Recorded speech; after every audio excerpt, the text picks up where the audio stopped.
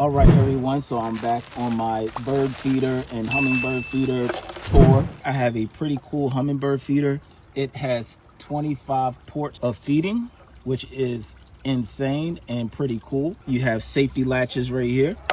Pull it up, pop up, pop up. You pop up the safety latches here, so you can fill this up with 16 ounces of nectar. And then right here is the coolest part of all. You have a built-in ant moat. You guys, if you get a hummingbird feeder and you don't have an ant moat, trust me, ants love the hummingbird feeder nectar, a big round gasket.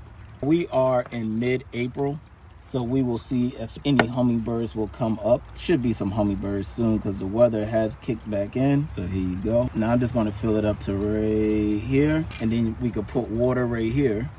Pop it down, down, down. So that is pretty cool. Two cleaning nozzles right here, so you could go ahead and clean it out when you need to clean it out. And put your hook right here in the middle. Twist, righty-tighty.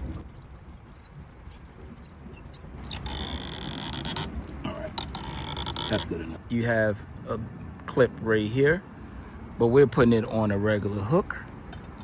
So it goes up, down, and that's it. And last but not least, let's put water in our moat. This is like the coolest thing. All right, if you put too much, it goes down the hose. All right, they got little pinholes right there on the side. And that's it. So that's how the ants get in here. The ants climb all the way up to wherever your pole is.